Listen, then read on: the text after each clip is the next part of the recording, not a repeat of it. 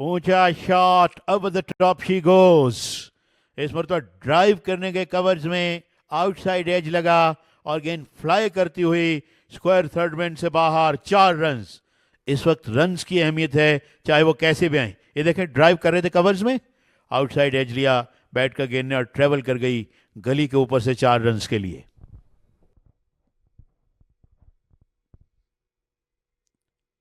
जगह बनाए और जोरदार शॉट। गेंद को एक तरह से क्या कहना चाहिए, हैमर किया है उन्होंने। बड़ा ही जोरदार शॉट, एक और चौका। 17 रन चाहिए अब जहां तक फॉलो ऑन को अवॉइड करने का ताल्लुक है। 2 बाउंड्रीज आई हैं इस ओवर में अब तक।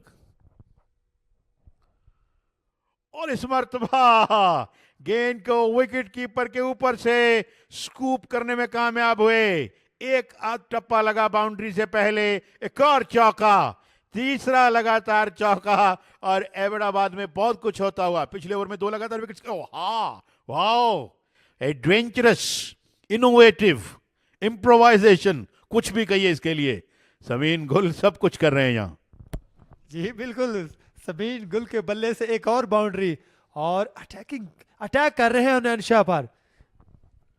हुनैन शाह को 3 चौके लग चुके हैं। अब देखना क्या माइंड में है हुनैन के।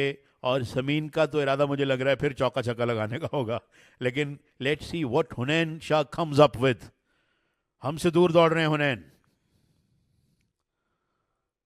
पीछे हटे, गॉट दैट अवे, और गेंद दनदनाती हुई बाउंड्री से बाहर, एक और चौका। ऐसा लग रहा है कि हम कोई T20 मुकाबला अब कवर कर रहे हैं एबटाबाद में। Sameen Gul having a go almost at everything. Full toss मिली और उन्होंने कहा, हुनैन बहुत शुक्रिया, मुझे ऐसी गेंद की तलाश थी, एंड पुट दैट अवे। और इस मरतबा शॉर्ट पिच गेंद, और गेंद गई विकेट कीपर के पास। आखिरकार एक डॉट बॉल हुई इस ओवर में, 4 चौके लगे।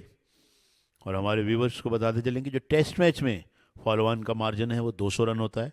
4 रोज़ा और 3 रोज़ा मैच में 150 रन के मार्जिन पे भी फॉलो ऑन जो है वो फोर्स किया जा सकता है। जो लॉन्गर फॉर्मेट है उसकी अपनी एक खूबसूरती है, अपनी प्लेइंग कंडीशंस हैं उसकी, और वो बड़ी दिलचस्प हैं।